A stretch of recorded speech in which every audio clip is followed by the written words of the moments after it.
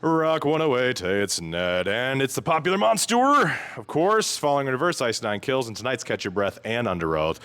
And this is so unique because I've been following this guy for years. I can actually say that I played your first single as a current way back when, which is weird to say way back when now, by the way. And I must admit, it's Ronnie Radke, the now spokesperson for Gene Co Jeans. Oh, yeah, that's so crazy. It started out as a joke, and then I wore it because I got tattooed. I didn't want anything hugging this. Yeah, oh, I know that, yeah. And tried to make it a comedic thing, and now people actually like it a lot. Yeah. So it's like we might keep doing it. So I'm curious where you got them. Did you find them at a Goodwill, or did they have them recently? Jinkos.com. Oh my God, dude, they still exist. And they're expensive. They are not cheap, man. There was the mammoth ones too. Yeah, you need 2 people to carry 5 jeans. It's heavy. It's like really heavy. So. Who would have thought back like in the late 90s when we were wearing those things as general style? I mean, when you would step in a mud puddle, like the whole thing would just go right up, and it's like, yeah, this looks cool. Yeah. And the long chain wallet. Yeah, that was the best way. While jamming out to Limp Bizkit and Godsmack, we were all set. We were kings, Ronnie, back then. We were. You kings. said you played my first single? I did. I'm Not a Vampire? Wow, that's very nice. Dude, oh man, back in Michigan, and I remember I'm Not a Vampire coming on, and I'm just like, it's got a great chorus, it's got that great sound, and I'm just like...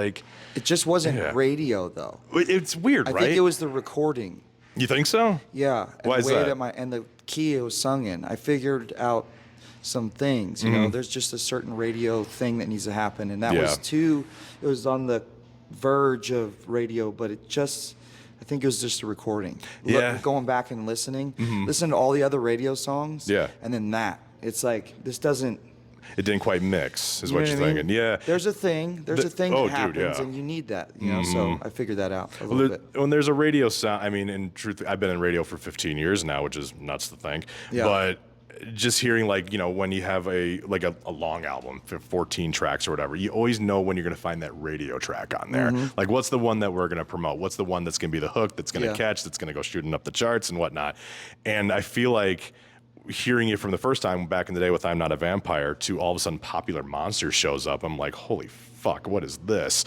And then I hear it's Falling in Reverse, and I'm like, what, really? Yeah. And I had to sit up and think about it, and I'm like, we hired somebody else to do the rap vocals. Yeah, I'm like, wait a minute.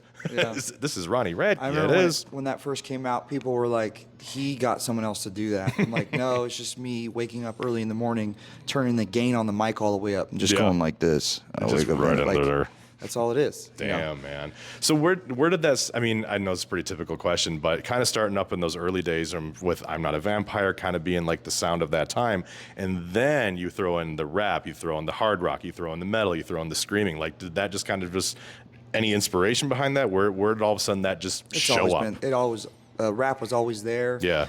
You know, I even tried to rap on my first album with my band Escape the Fate, and my producer wouldn't let me, and I was young, and I, instead of like demanding it, I just listened, followed his lead, and maybe it was for the better. Yeah, sure.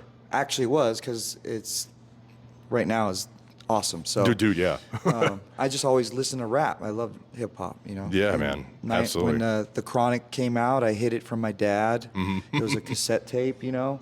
Yeah. So I mean, you know, I've always loved rap, and I wanted to figure out a way to incorporate it like my own way, where when you heard it, you knew it was me, and not like Linkin Park. Because most bands, when they try to do rap rock, they always end up sounding like Linkin Park. Yeah, I've noticed. It's hard to kind of distinct from that. Yeah. Yeah. There's a band like that called From Ashes to New right now that a lot of people draw that comparison of like, oh, it's just new Linkin Park. Yeah, and they're good. It's just I don't want to. I can't stand. I just want to be my own thing. Yeah. And Linkin Park has its own thing and its unique sound. Yeah. And I want to do it my way, you know. So that's another thing I'll point out too, is the fact that, again, your way, and you're making it your own sound. We get plenty of bands that send us stuff from different record labels and whatnot, and I'm just like, and a lot of people, when we do like test runs or whatever on the radio, they're like, oh, it just sounds like everything else, and it sounds like everything else. And when you release like Zombified or even Watch the World Burn as most recently, and it's just like, you can tell like, oh, that's the new Falling in Reverse track, which is nuts, and that's what you want, you know? Finally, yeah. Yeah. I can't believe Watch the World Burn was even on the radio. Dude, we took a risk with that. We're like, I don't know, man. Are people going to jump into this? And they did. I was like, sweet, all right. It's cool. Because there was such a buildup. You have like this amazing rap going on, and then all of a sudden the drums jump in, and then I'm like, whoa, okay. It's just I worked this nice on that explosion. for a long time. It's really hard to in the studio to make the listener be convinced that it's okay. Yeah. It's like it's almost you got to trick them into it getting into the next part. Because it's so jarring. Like you're going from this to this. So it took a year and a half to do that, to figure that out, the transitions and stuff. So well, it's a good example too of just like, never stop trying. Never stop trying. Always keep trying something new because man. Always the people always tell me, they're like, well, I would do it, but so many other people are doing it. So what's my choice? I'm like, well, the other people are not you, know? And I always hate that thought of just like, that kind of I'm not mindset, then they just don't have the mindset for that. If they're saying it, if they're thinking like that, yeah. like humans always compare each other. I've noticed. Oh my gosh. No matter what, especially and it's now. It's a normal thing. Yeah. They're like, oh, this sounds like this, or this sounds like this. It's like they have to put it in a category for it to be comfortable, them to be comfortable. And if they can't, then that scares them or something. Heavy metal music gatekeeping is the major word that I like to refer to a lot. Right. It's like, well, that's not metal enough. I'm like, it's okay to like something that's a little different, man. Like you just look at my iPod and like you'll see, whatever, Sabaton, Metallica, and then you'll see Frank Sinatra. Yeah. You just never know what you'll Me pop too. into. Yeah. Me too. It's like variety's the spice of life, man. Yeah. You just got to try it out. Which, speaking of variety, Last Resort, we're playing that now. We just added it yesterday, which is awesome. And you showing it to Jacoby for the first time, I could just see it in you, man. Nervous. Just going like, what is he going to say? Tense and shaky. I'm usually shaky. I'm normally a shaky person, but that was extra shaky. It was just nerve-wracking, Yeah. I get a lot of adrenaline when I show somebody, especially when it's their song. Oh, yeah. And it's their biggest song. Their biggest song, right. And it's 20 years old, and it's got like billions of views, and it went double, triple platinum or something. I don't even know what it did. It's still being played. Let's just say that, man. It's still going.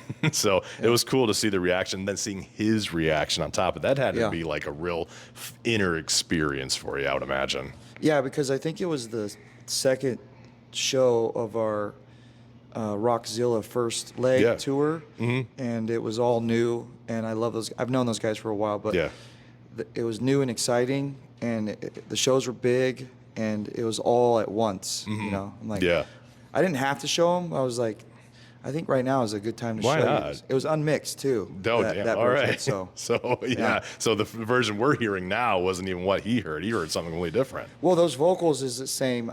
It's weird because I just went in the studio and I tracked that. It was all a scratch vocal. Those vocals are just a scratch vocal. Sure. And I didn't change it. Because I moved on to another song. And I was like, can you mix this for me? I just want to hear how it sounds. Yeah. Because your vocals are fine. I'm like, okay.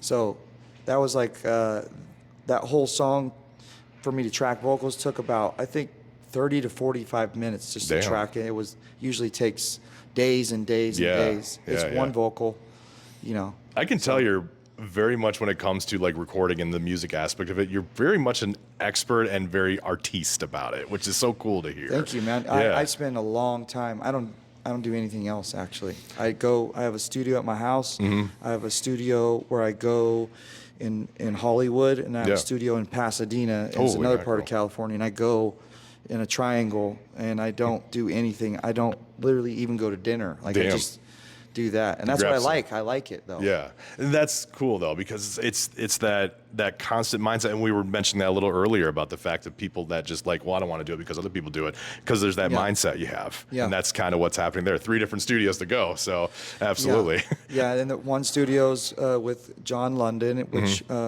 helped me write Zombified. He wrote the riff. Yeah. And then the other one's with Tyler Smith, which I do everything with Popular Monster, and then the studio at my house I do all my vocals at. So that's awesome, man. Super I'm cool. there all day, and it's working quite well, because every single song that you've brought out since Popular Monster, everyone has been a hit on Rock 108. So These we're jamming last it. two, the Watch a World Burn, I did not want it to go to. I'm not gonna say no. If you want to play it, we'll do it. I wasn't trying to.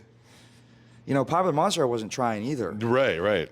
But then you guys it did. just played it, and it went to #1. I was like, what the heck? This is awesome, because at the time, it didn't seem like a radio song to me. It's just so crazy in the bridge and stuff. But especially Watch the World Burn, I'm like, there's no way. There's no chorus. There's no real thing to remember. It's just a thing. They call it a fan track sometimes. Yes, as they say. Yeah. it's just a thing. Let's just Yeah. have some fun, kind of thing. So Yeah, man.